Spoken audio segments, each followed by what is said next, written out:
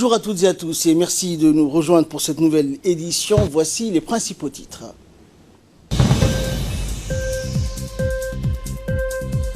Le ministre du budget Abdelkarim Aden a reçu donc Madame Anke Holstein, donc ambassadrice d'Allemagne à Djibouti. Et Donald Trump va interdire désormais les cigarettes électroniques aromatisées. Fini le tapotage. Merci à vous de nous rejoindre. Le ministre du budget, Abdelkarim Aden a reçu jeudi donc l'ambassadrice d'Allemagne à Djibouti, Anke Holstein, dans son cabinet. Le ministre a souhaité la bienvenue à l'ambassadrice et le plein succès dans sa mission dans notre pays. Il a souligné à cet égard que les deux pays entretiennent des bonnes relations de coopération dans différents domaines. De son côté, la diplomate allemande a remercié le ministre pour l'accueil chaleureux qui lui a été réservé. Elle s'est réjouie également de cette visite et qui s'inscrit dans le cadre de l'échange sur les diverses questions d'intérêt commun afin de renforcer davantage les relations bilatérales entre les deux pays amis. L'ambassadrice a exprimé également sa volonté d'œuvrer pour la consolidation des liens d'amitié et de coopération djibouto-allemande. Au terme de cette visite, les deux parties ont réitéré leur volonté à travailler de concert pour promouvoir un partenariat fructueux. Dans le cadre d'une visite, le ministre des Finances et de l'Économie, Ilyas Moussa Dawalé, a reçu donc jeudi également l'ambassadeur de la Russie, Mikhail Golovanov, dans son cabinet.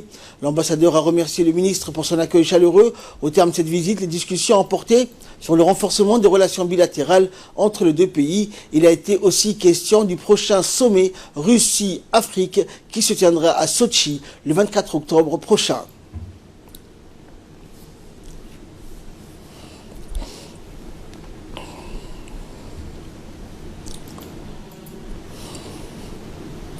Également dans l'actualité, après 5 jours de visite de travail à Djibouti, la médiatrice des droits des enfants de la République de l'île Maurice, Rita Venka Tassamui, a effectué donc aujourd'hui une série de rencontres. D'abord, la médiatrice accompagnée du ministre de la Femme et de la Famille, Momin Mohamed, a rendu visite à son homologue, le médiateur de la République de Djibouti, Dr Kassim Essar Osman. Au cours de l'entretien, les deux parties ont longuement discuté des droits humains et plus particulièrement sur la protection donc des droits des enfants dans leurs pays respectifs. Ensuite, Rita Venka Tassamui a accompagné donc par la secrétaire générale du ministère de la Femme et de la Famille, Anissa Hassan Bahdon, et du conseiller juridique, Ousmane Jama Ousmane, a rendu visite au secrétaire général donc de la justice, Maki Abdelkader Omar.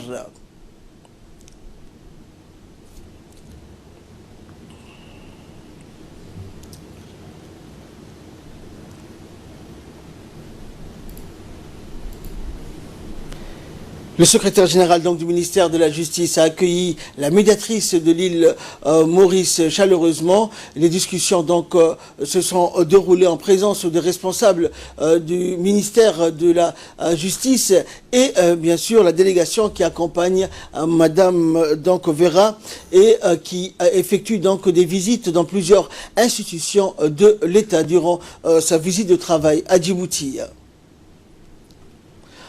Enfin, donc, au sein du ministère de la Femme et de la Famille, Momin Mohamed Hassan a eu donc un débriefing avec la médiatrice des droits des enfants avant de quitter la République de Djibouti. La vice-présidente de l'UNFD et la secrétaire générale du ministère de la Femme et de la Famille ont pris part à ce débriefing. La médiatrice a salué le travail remarquable et humanitaire fourni en faveur des enfants de la rue par le gouvernement djiboutien et plus précisément par le ministère de la Femme et de la Famille. Santé à présent, le ministère de la Santé a organisé une formation des médecins chefs et des cadres du département sur l'utilisation de l'application de la plateforme de gestion de données basée sur le web, communément appelée DHIS2 ou District Health Information Software. En effet, le ministère de la Santé envisage de mettre en place une plateforme digitale de données basée sur le web qui est destinée au renforcement du système d'information sanitaire et ce en vue d'améliorer l'accessibilité, la promptitude et la qualité des données sanitaires du pays. Cette série de formations en cascade permettra de toucher à terme plus de 500 responsables des données sanitaires afin de généraliser et de rendre opérationnelle cette nouvelle plateforme. En personne. Et ce système d'information sera installé dans tous les centres de santé de la ville de Djibouti. Nous avons entamé aujourd'hui la première phase de la formation. Ce système ce qui sera installé dans chaque centre de santé sera un vrai bénéfice pour la santé du Djibouti.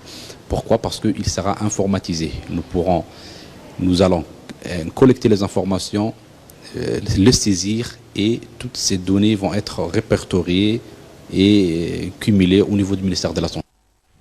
Écoutons à présent les explications du directeur de l'information sanitaire sur ce processus de modernisation du système d'information sanitaire qui est mis en place par le département de la santé. Nous sommes actuellement à l'équipe des utilisateurs de DHIS2. Donc cette formation, nous allons former à peu près environ 500 personnes à tous les niveaux de la pyramide sanitaire. On veut même former les personnes qui seront même en arrière-pays, jusqu'au poste de santé qui se trouve en arrière-pays, parce que nous estimons que cette application, ce système d'information sera déployé sur l'ensemble du pays pour qu'on puisse avoir les informations en temps réel. Donc ces systèmes d'information vont nous permettre d'abord d'avoir les informations en temps réel, donc de préparer en fait une riposte en cas d'épidémie. Et deuxièmement, on aura une superbe grosse base de données qui sera hébergée au niveau le data center que l'État a mis en place, qui est l'ANSSI. Et en ce moment, nous avons créé notre base de données qui est déjà opérationnelle. Nous avons commencé les formations des formateurs. On a fini. Maintenant, on a formé des médecins. On est en train de former l'ensemble du personnel, environ 500 personnes à tous les niveaux. Également dans l'actualité, le Croissant Rouge a célébré aujourd'hui la journée mondiale des premiers secours ce samedi 14 septembre avec pour thème cette année lutter contre l'exclusion grâce aux premiers secours. À ce titre, la Société nationale du Croissant Rouge de Djibouti a initié une formation en premiers secours pour les personnes à besoins spéciaux. Une vingtaine de participants, tous membres du réseau national des personnes à besoins spéciaux, ont pris part à cette formation au siège du Croissant Rouge de Djibouti. Ainsi, l'objectif de cette formation étant de souligner que les connaissances en matière de premiers secours doivent être accessibles à tous en tant que geste d'humanité permettant de sauver des vies et que les personnes vivant avec un handicap ont le potentiel d'apprendre les gestes de premiers secours et de sauver des vies également. Cette journée est l'occasion de souligner l'importance des premiers secours et le rôle prépondérant que joue la Société nationale du Croissant Rouge de Djibouti en la matière. Et écoutons à présent pour plus de précision le responsable de la communication de la Société nationale du Croissant Rouge de Djibouti. Mondial des premiers secours qui est célébré chaque année le deuxième samedi du mois de septembre. Cette journée, cette année qui est placée sous un thème fort évocateur qui était de lutter contre l'exclusion grâce aux premiers secours. Le Croissant Rouge de Djibouti, à l'instar des autres sociétés nationales du monde, a décidé, en collaboration avec le réseau national des personnes handicapées, de promouvoir les gestes de premiers secours en direction des personnes à besoins spéciaux. L'objectif est de démontrer que ces personnes-là disposent des potentiels et du savoir et peuvent avoir en fait et peuvent prétendre connaître les gestes qui sauvent pour, in fine, les prodiguer et sauver des vies. Donc c'est aussi pour un peu recadrer l'activité des premiers secours qui est une activité ô combien importante pour le Croissant Rouge de Djibouti parce que nous avons pour objectif de vulgariser ces gestes-là pour toutes les couches de la société et c'est un travail quotidien que nous menons auprès des professionnels, auprès des associations, auprès de toutes les couches de la société pour en fait avoir un horizon d'ici 2020-2025, avoir des Djiboutiens qui soient formés en premier secours et qui sachent prodiguer ces gestes-là.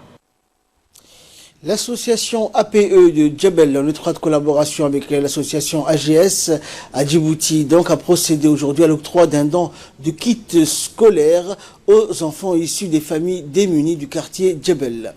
Ce don composé essentiellement de kits scolaires dont des cartables, des cahiers, des stylos, des gommes et destiné donc aux élèves de l'enseignement de base du quartier de Djebel. Ce geste donc de l'association AGS basée en Suède à l'endroit des élèves des écoles de base donc de Djebel permet de contribuer afin d'encourager et de motiver donc ces enfants pour qu'ils puissent travailler encore plus et réussir leur cursus scolaire. Cette remise donc dedans permettra aux élèves de Djabel de travailler dans des conditions optimales, garantissant ainsi leur réussite scolaire, et l'objectif donc étant de soulager les familles les plus nécessiteuses en ce qui concerne les charges occasionnées par la scolarisation de leurs enfants.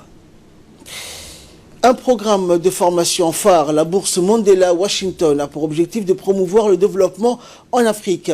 C'est dans cette optique que l'ambassade des États-Unis à Djibouti, en partenariat avec les boursiers ayant récemment participé au programme Mandela Washington Fellowship pour les jeunes leaders africains, YALI, a tenu dans la soirée du jeudi donc une séance d'information sur les critères de sélection et d'admissibilité à la bourse Mandela Washington de l'an 2020 à la bibliothèque municipale de la capitale. Cette séance d'information était l'occasion pour les candidats intéressés par le programme de poser les questions sur la candidature, les procédures de sélection ainsi que les opportunités dont ils peuvent donc bénéficier grâce à l'initiative du président Barack Obama. Cette bourse est un moyen de stimuler les jeunes leaders africains à développer leurs compétences en leadership et à promouvoir ainsi le développement dans leur pays d'origine. Les boursiers Mandela Washington sont issus de divers secteurs d'activité dans lesquels ils travaillent. Ils sont également des jeunes entrepreneurs, leaders d'ONG, militants de l'action communautaire, journalistes et fonctionnaires des communautés urbaines et rurales. Ils suivront des cours de 6 semaines dans des universités renommées des États-Unis. 3 thèmes d'études leur seront proposés: les affaires et l'entrepreneuriat, le leadership civique ou la gestion publique. Et pour cette année 2020, 700 jeunes leaders africains bénéficieront de ce programme de bourse Mandela Washington. Le dépôt des candidatures doit se faire en ligne au plus tard le 9 octobre 2019. Également, à l'issue de cette séance d'information, dans une interview qu'ils nous ont accordée, les boursiers Mandela nous ont fait part de leur expérience pendant leur formation aux États-Unis. Transférer, de sensibiliser les jeunes qui vont participer pour l'année prochaine, pour en fait donner le maximum d'informations et pour qu'ils puissent eux aussi participer et acquérir des connaissances solides de ce programme. C'est une opportunité d'abord pour eux. Les jeunes, je les d'abord sensibilise, je les dis de participer massivement à ce programme. C'est un programme exceptionnel, c'est un programme phare qui va vraiment changer, modifier un certain nombre de choses de vos comportements, de vos visions, de la vision des jeunes. Pendant la participation de ces programmes qui a été durant 6 semaines, j'étais dans l'État de Virginie, dans une université qu'on appelle Presidential Precinct, notamment l'université de Virginia. Et il y a beaucoup de choses qui m'ont vraiment marqué. Dans ces programmes, vous allez apprendre trois choses éléments. Donc vous allez apprendre des connaissances théoriques, des connaissances pratiques, vous allez visiter des sites, vous allez vraiment vous amuser, vous allez vraiment non seulement apprendre, mais ce qui est encore plus important, la deuxième chose, c'est que vous allez avoir beaucoup de réseaux, c'est-à-dire des networking, un réseau social, un capital social, c'est ce qu'on appelle. Et en troisième lieu, vous avez cette responsabilité de transférer, comme on est en train de faire maintenant, c'est ce que vous avez appris auprès de la population ou de la société ou encore de la communauté que vous vivez. Et dans le dossier de cette édition, nous allons parler robotique, une notion avec laquelle les gens sont vaguement familiers. Les jeunes djiboutiens nourrissent donc quant à eux beaucoup d'espoir et d'ambition en plaçant donc ces technologies au sommet de l'intelligence artificielle en Afrique. C'est un magazine de Saïd Mohamed Hallatou.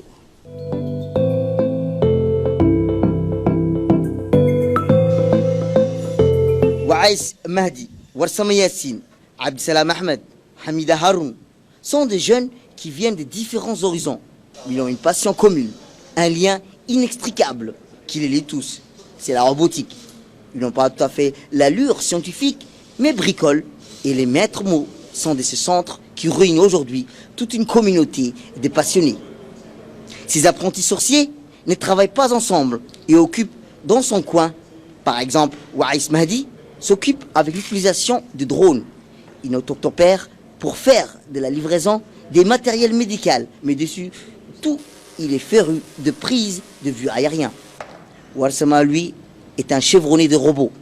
Il programme avec ses bases, il crée de nouveaux paramètres et cela lui permet d'aller loin dans ses créations. Hamida est une experte en impression 3D. Elle personnalise des vêtements et autres en raison de l'évolution rapide des tendances qui entraînent une augmentation des affaires pour les imprimeurs et textiles. Tous ces jeunes sont pionniers et des domaines inconnus du grand public.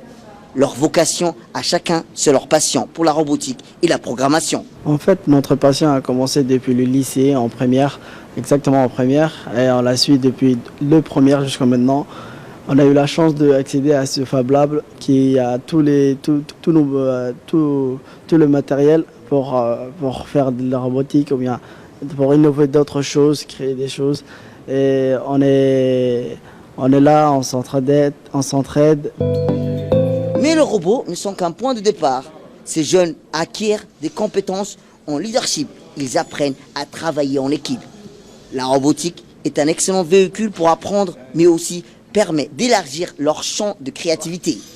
Ainsi, la robotique possède de nombreuses opportunités potentielles, car elle a des applications dans de nombreux domaines, tels que la robotique chirurgicale, l'automatisation, la technologie agricole, la fabrication, l'interaction hommes et machines, et beaucoup d'autres. Avec un environnement adéquat et les équipements nécessaires, tout cela a porté leurs fruits. Ces jeunes ont hissé le drapeau djiboutien parmi les grandes nations africaines, pionniers dans le domaine de la robotique.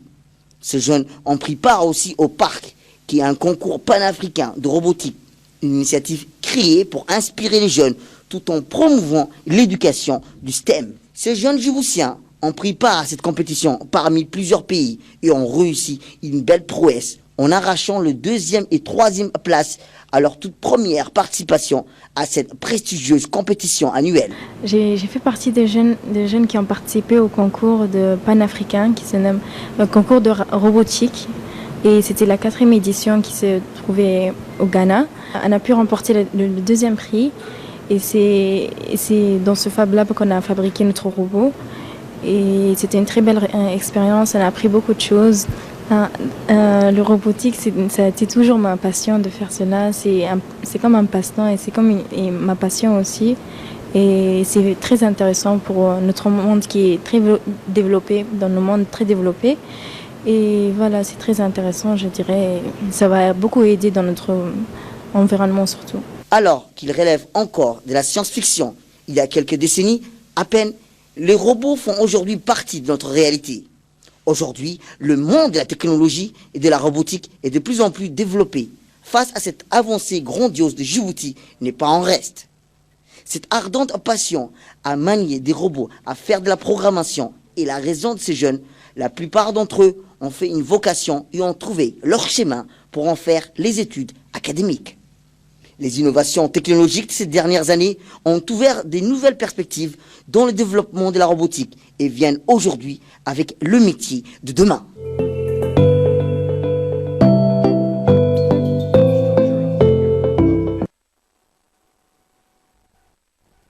La prière d'Al-Asr, la suite. Voilà, donc c'était l'appel, la prière d'Al-Asr. Nous retrouvons la suite de notre journal et nous passons tout de suite à l'actualité internationale. En Tunisie, fin de campagne présidentielle mouvementée, un des favoris reste en prison. À 2 jours du premier tour de l'élection présidentielle en Tunisie, la justice a décidé hier de maintenir l'un des favoris du scrutin en prison, ajoutant à la fièvre d'une fin de campagne mouvementée pour les 26 candidats en lice. Le publicitaire controversé Nabil Qaraoui, emprisonné depuis le 23 août pour blanchiment d'argent, passera la journée électorale derrière les barreaux de sa prison de la Monarguia, près de Tunis. La Cour de cassation, se déclarant incompétente, a refusé le recours introduit contre son mandat de dépôt, a annoncé son parti Qalb Tounes au cœur de la Tunisie. Si la décision ne constitue pas une surprise, elle pourrait galvaniser les partisans de l'homme d'affaires de 56 ans qui accuse le pouvoir d'avoir instrumentalisé la justice pour l'écarter de la course et qui s'est qualifié de prisonnier politique dans des entretiens de la presse. Le calendrier initial prévoyait la présidentielle en décembre après les législatives, mais la mort du président Essebsi en juillet a bouleversé les échéances et les Tunisiens voteront donc pour élire leurs députés entre les 2 tours de la présidentielle. Au Nigeria, des applications mobiles anti-embouteillage. Circuler à Lagos est loin d'être une partie de plaisir. La capitale économique du Nigeria est en effet connue pour ses embouteillages et ses routes mal entretenues. Pourtant, cet écueil a été perçu comme une opportunité pour de nombreuses start-up qui œuvrent dans le secteur du taxi-moto en ligne, habitués au trafic routier trépidant de cette ville nigérienne. C'est le cas de Maxokada, une application qui fait recette. Prêt à faufiler entre les véhicules immobilisés et braver les routes impraticables de la ville, les services de taxi-moto sont une révolution en matière de circulation. La différence, c'est que les cavaliers Okada, ils manœuvrent de toute façon dans toutes les rues, se félicite un conducteur. Si le service est alléchant, les conducteurs informels par contre craignent de perdre leur emploi au profit des cascadeurs de la route. Le bilan s'alourdit après les inondations qui ont ravagé une partie de l'Espagne. Une troisième personne est décédée hier donc à la suite des pluies torrentielles qui ont ravagé donc une partie du sud-est de l'Espagne. Coincé dans sa voiture, l'homme de 61 ans s'est retrouvé pris au piège dans un tunnel de Almeria en Andalousie. Les secours sont intervenus pour extraire les occupants du véhicule, mais seulement 2 des 3 personnes présentes ont pu être sauvées. Les inondations de ce jeudi avaient fait 2 premières victimes, toutes 2 âgées de 70 ans. Le couple qui circulait en voiture s'est également fait surprendre par la montée des eaux dans la région de Castille-La Manche. Et parmi les provinces touchées par les inondations, Alicante, Murcie et Valence, où les établissements scolaires étaient fermés par mesure de sécurité. Rien qu'à Valence, 500 000 élèves ont ainsi dû rester chez eux. Si les conditions météorologiques se sont quelque peu calmées, certaines régions du sud-est sont toujours placées en alerte rouge. Les autorités locales ont à nouveau recommandé aux habitants de ne pas quitter leur domicile et d'éviter d'utiliser leur voiture. Et enfin, Donald Trump va interdire les cigarettes électroniques aromatisées. Le gouvernement de Donald Trump a annoncé mercredi dernier que les cigarettes électroniques aromatisées seraient interdites à la vente dans les prochains mois pour contrecarrer leur succès croissant dans les collèges et lycées américains. Beaucoup de gens pensent que le vapotage, c'est formidable, a déclaré le président américain dans le bureau ovale de la Maison-Blanche. Cela n'a rien de formidable, cela crée plein de problèmes. Les autorités sanitaires ont annoncé en même temps l'interdiction à venir des liquides aromatisés, par exemple au menthol, à la mangue ou à la fraise, non pas parce que les arômes sont jugés nocifs en eux-mêmes, mais parce qu'ils attirent toute une génération de jeunes qui deviennent dépendants de la nicotine, effaçant des années de progrès contre la cigarette. Un lycéen sur 4 vapotait en 2019 aux États-Unis, selon une enquête publique annuelle, a annoncé le département de la santé en révélant des résultats préliminaires contre 1 sur 5 en 2017-2018. Tous les goûts autres que le goût tabac seront prochainement retirés du marché, a expliqué le secrétaire à la santé Alex Azar. Le texte paraîtra dans plusieurs semaines et entrera en vigueur 30 jours plus tard. Les produits aromatisés au tabac pourront continuer à être vendus, mais devront demander une autorisation de mise sur le marché d'ici mai 2020. Fin de ce journal, merci de l'avoir suivi, excellent après-midi sur Télé Djibouti.